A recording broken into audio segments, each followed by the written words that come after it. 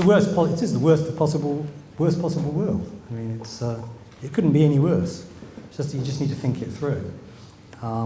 So Hello Magazine then is all part of evil God's master plan to make the earth a living hell by drawing to our attention on a daily basis the appalling unfairness of it all. And if you don't like that, then we can play the mystery card and we can say, who are you to think that you know the mind of the evil God? Remember, his intelligence is so much greater than yours that inevitably there are going to be goods, the evil reasons for which you can't possibly understand. Right, well, that worked before, didn't it? So why not now?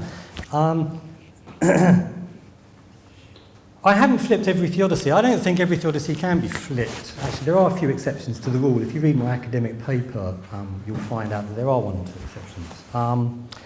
However, there are some that you mentioned that we probably should mention. You said, well, there was a point about a ruler. You can't measure pain and suffering. You can't measure good. You can't measure evil. I mean, that works in defence of an evil God just as well. You could say the goodness, it seems like there's a lot, but it's not that much really, not cosmically speaking, and you certainly can't put goodness on a scale in order to. So we can run the exact same move there. We dealt with the second order goods requiring first order evils. We flipped that round. The test suggestion, I'm not sure about that, whether that one can be flipped, although that was probably one of the weaker theodicies in any case.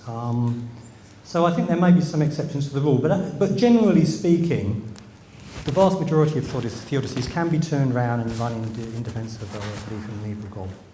So the question then becomes this. Is anyone persuaded by these kind of reverse theodicies? Is anyone persuaded that belief in an evil God is not so unreasonable after all? And I think almost everyone, I'm guessing, will say, no, this is ridiculous, frankly. I mean, it's comical, almost, the moves that you're making here in order to defend belief in an all-powerful, all-evil being.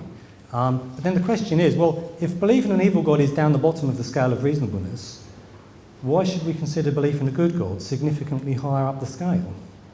Why? Why do the theodicies rescue one God, but they don't rescue the other one? I don't know what the answer to that question is.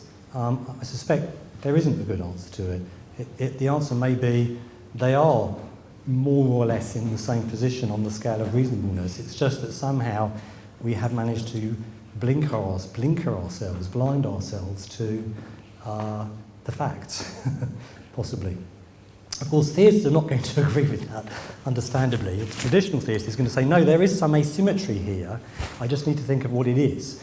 And, you may now be able to come up with some asymmetries, and there are some interesting asymmetries, actually, which you might be able to exploit. So I'm not saying this is a knockdown argument against the existence of God, but it does raise a challenge. I call it the evil God challenge. So I think we've got a few minutes now to think if we can figure out whether there is an answer to it or not. What do you think? Yes? Would an evil God want us to love him? Maybe what he would do, actually, but being evil, he'd probably want us to trick us into loving him. So he might pretend to be good. And it's a win-win. He gets the love by deception. So, and maybe that's exactly the situation that we're looking at. Yeah? With a good God, you can believe in the concept of afterlife, so like heaven or hell. Oh yeah, I didn't deal with that, did I? How could that work with an evil God? You just introduced an afterlife. I forgot to mention that. No, that is a flippable theodicy. So you can say, so if you believe in a good God, you can explain some of the evil. Well, you can't really, actually, but you could pretend that you could explain some of the evil by saying, oh, well, you get the payback later in heaven. Well, the bad stuff that you experience now is compensated in that way, so we can just turn that round and say the goods that you experience now will be more than compensated for by eternity in the company of the supremely malignant being, which is what you're looking forward to after you die. It's hell, right? And that will compensate all of the good that you experience now. so that it becomes a mere drop in the ocean. So again, that theodicy can be flipped. And again, it seems absurd when you run it in defence of a belief in an evil God. So why should we take it remotely seriously when it comes to belief in a good God? Yep. How would you flip the theodicy of an idea of purgatory? Would an evil God punish us for not being evil by giving us pleasure? Yeah, there are A period of time before damning us to hell? Yeah, I think there are elements. There are some theodicies. See, that as it stands, that's not even a theodicy. But there are some theodicies that you could run. Yeah. Not everything in the two stories is precisely symmetrical. So it's very important to register that. So I think, for example, that the fall type theodicy, right? Adam and Eve went against God, and then everything went wrong. Nature was corrupted, and so were we, and we deserve whatever we're getting now because we've kind of inherited the sin, or whatever your version of it is. It's quite hard to come up with a mirror version of that. I've tried, and I can't do it. So you might say, see, not every theodicy can be flipped. However, I consider that one of the weakest theodicies in any case. I mean, it was just a dreadful theodicy, and I mean, there was no Adam and Eve, you know, frankly. So that knocks that one down straight away.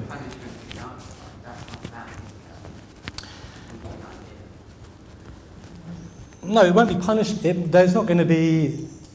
There are asymmetries, I grant you, but in terms of,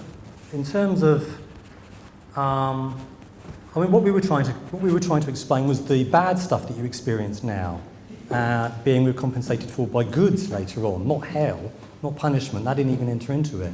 Quite how punishment enters into a theodicy, it's not clear to me how it would do so. But maybe you can come up with some story. So, I want to emphasise not every theodicy can be flipped. However, there are also probably some theodicies that you could develop in belief for defending belief in an evil God that also cannot be flipped in defence of a good God. So it may, in fact, I think they probably are. So I think that, in fact, the situation may still be more or less on par. There are some other suggestions. What you could do is you could come up with arguments for a specifically good God, and you will notice I very sneakily ducked around at the beginning the fact that there are arguments not just for a creator but for specifically a good one. So you could run, for example, a moral argument for the existence of a good God and say, well, that can't be flipped. Or you might run an ontological argument, maybe, and say that's only an argument for a good God. Although you can run an ontological argument for an evil God. You can say, I can conceive of the most of the supremely evil being, so evil that he couldn't be conceived of as any being any more evil. Now, if that being existed only in my imagination, he wouldn't be nearly as evil as he would be if he existed in reality. Therefore, evil God exists. QED.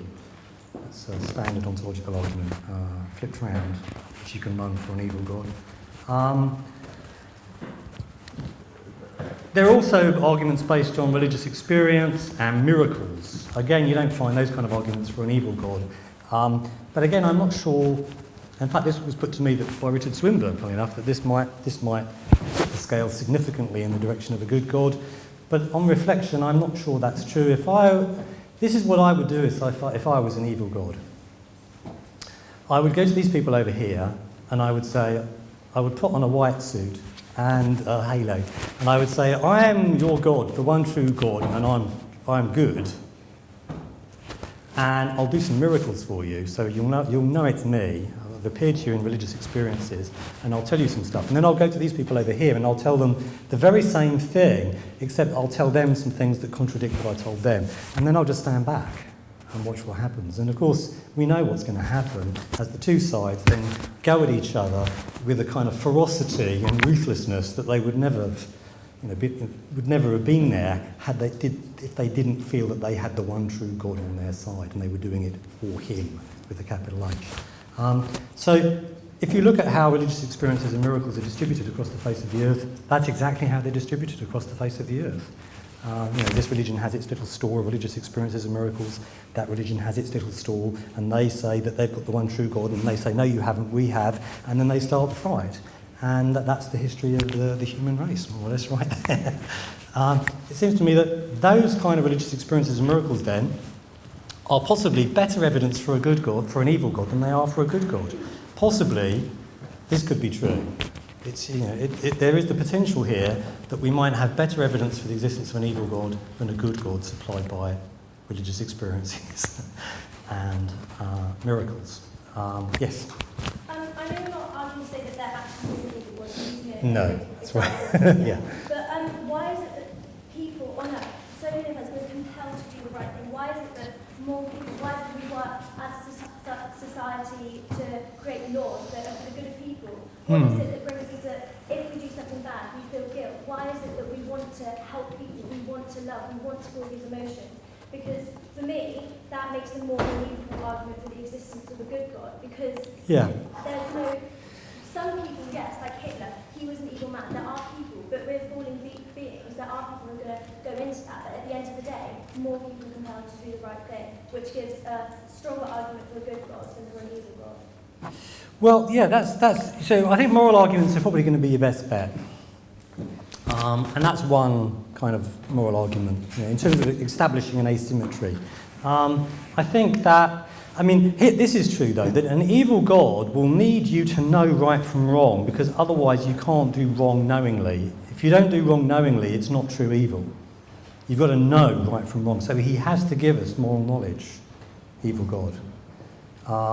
And he's going to want us to choose freely to do the evil thing. So he can't just compel us to do it. So he's going to have to leave us with, dispositions that go either way, which is exactly how we are, in fact. We have a natural tendency to do wrong, to do evil, as well as. Why is it that people in marriage that have true love there are more people? Do they? Yeah, well, most people. There are more people. But they're also drawn to other people, and then they end up divorced and separated. Religious people so often point to our behaviour and say, "Look how awful it is."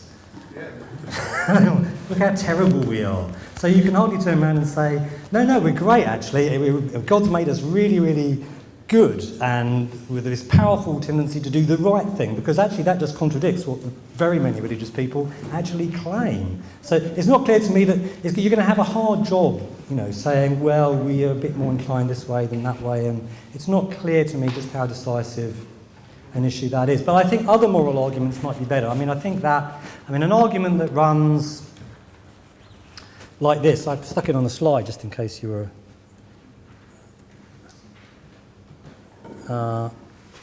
here's a standard moral argument. If there's no God, there are no objective moral facts, you might argue. Let's suppose that's true. I don't think it is, but let's suppose it's true. 2, there are objective moral facts. That's an intuition, a powerful intuition. 3, therefore God exists. Suppose you try and put this up against the evidential problem of evil. How successful is it in terms of dealing with the evidential problem of evil? And the fact is it's a disaster for this argument, the evidential problem of evil. The problem is that the evidential problem of evil, you've got overwhelming empirical evidence against the existence of God. That means that if you know the first premise of the argument is true, then the rational thing to do is to reject the second premise. There are no objective moral facts. It's an illusion. It was only ever an intuition in the first place. So why stick with it? Particularly when you know that evolutionary psychology can now tell a pretty plausible story about why we would think that there are objective moral facts, even if there aren't. So the mere fact that we have this powerful intuition that there are objective moral facts really doesn't count for much anymore, I'm afraid. It may just be that if there, even if it's true, which I don't accept, but even if you could show that if there's no God, there are no objective moral facts, if you place that premise next to the evidential problem of evil, the rational, reasonable conclusion to draw is that there are no objective moral facts. And that's the end of the moral argument. So, what's left? Yes? First of all, I don't think that religious people would consider this to be ridiculous. Oh, okay. Or they wouldn't think it to be irrational. It wouldn't be the way they vote Right. with their feet. Right. But they wouldn't consider this to be irrational. Why not? Because for any, people don't always choose things because of Yeah. And now, not that they're reasonable or religious people completely irrational, but this supposedly, what these two arguments are giving us is a juxtaposition between following goodness and following evilness. They are not giving us a let's just be atheists. It's like, should we follow evil or should we follow good? And religious people might say, choose. They just choose that feature to follow good, but I don't think it's just be irrational. And I also think they consider this to be part of the dark night of the soul. Oh, I'm sure they would think of yeah, they would definitely think of it like that. Yeah, I mean, the issue is, I mean, you can choose to do good or evil, right or wrong, with a religious person or an atheist. The question is, how rational and reasonable is traditional theism, given the available empirical evidence? And on the face of it, belief in an evil God is just frankly ridiculous on the basis of the empirical evidence.